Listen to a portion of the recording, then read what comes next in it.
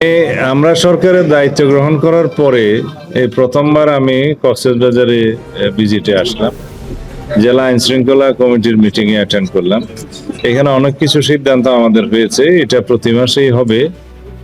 আজকে যে গুরুত্বপূর্ণ সিদ্ধান্ত হয়েছে তা হলো আমরা কক্সবাজার সমুদ্র সৈকতকে একটা শৃঙ্খলার মধ্যে নিয়ে আসবো এবং এখানে সমস্ত অবৈধ যে স্থাপনা বা অস্থায়ী স্থাপনা যেগুলো হয়েছে এগুলো এক সপ্তাহের ভিতরে ক্লিন হবে।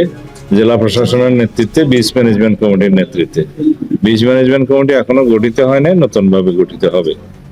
আর এখানে স্থানীয় সংসদ সদস্য জনাব লুৎফর রহমান কাজল সার্বিক সহযোগিতা করবেন এবং জেলা প্রশাসন আর পুলিশ প্রশাসনকে আপনারা সাংবাদিক বন্ধুগণও সহযোগিতা করবেন বলে আশা করি। কারণ আমাদের অহংকার হচ্ছে আমাদের কক্সবাজার বিচ।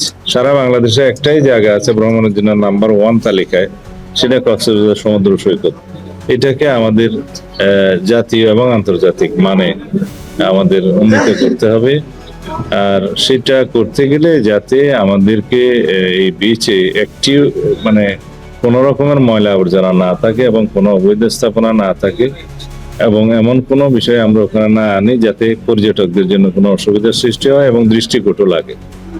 দ্বিতীয় হচ্ছে আইন শৃঙ্খলা পরিস্থিতির সার্বিক উন্নয়নের লক্ষ্যে কক্সবাজার জেলাতে পুলিশ প্রশাসনের নেতৃত্বে এবং সার্বিক সহযোগিতায় জনাব লুৎফর রহমান কাজল স্থানীয় সংসদ সদস্য তার সহযোগিতা এবং তত্ত্বাবধানে এখানে সিসিটিভি ক্যামেরা সারা শহরে বসানো হবে। 3 নম্বর হচ্ছে মাদক এবং জুয়া, অনলাইন জুয়া, এগুলো বন্ধের জন্য আমরা যা কিছু প্রয়োজন সর্বোচ্চ প্রচেষ্টা করব। সেই জন্য আমরা পরিকল্পনা গ্রহণ করার জন্য আইন শৃঙ্খলা বাহিনীকে, যারা এখানে সংশ্লিষ্ট আছে সবাইকে অনুরোধ করেছি।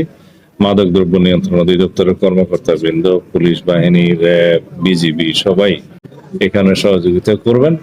আমরা মাদক মুক্ত সমাজ গড়তে চাইলে আমাদেরকে প্রথমে কক্সবাজারের এই টুকিয়া টেকনাফ এবং আমাদের এই রোডটা মাদক চোরাচালানের বন্ধ করতে হবে এবং মাদকের প্রচার বাণিজ্য সবকিছু আমরা এখানে বন্ধ করতে হবে।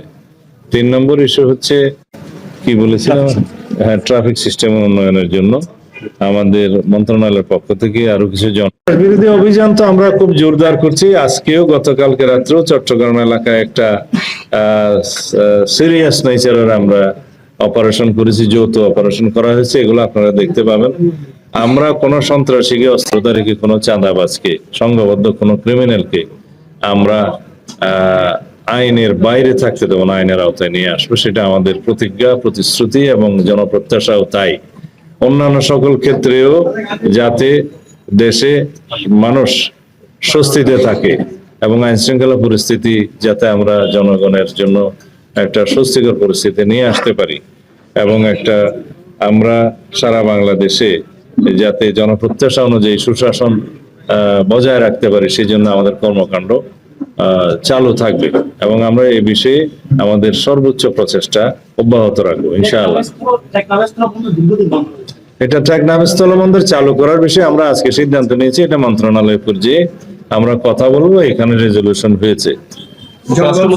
এই যে আপনার সরকার দায়িত্ব পালন করছে প্রায় 1 মাস হতে চলেছে, একজন স্টুডেন্ট, ঢাকা বিশ্ববিদ্যালয়ের একজন স্টুডেন্টকে প্রায় 2.5 ঘন্টা করে নির্যাতন করা হয়েছে, এই বিষয়ে কি বলবেন? পাশাপাশি যেহেতু আপনি কক্সবাজারের একজন সন্তান, সেই ক্ষেত্রে বলি এখানে মানব পাচার এবং পত্রিকা বা টিভি, আমি ডয়েচে ভেলে এবং ইন্ডিপেন্ডেন্ট, আপনার দুইটা তথ্যই মোটামুটি ভুল। একটা হচ্ছে আমরা এখনো 1 মাস হয় নাই, কাছাকাছি বলছি, 1 মাস হয় নাই।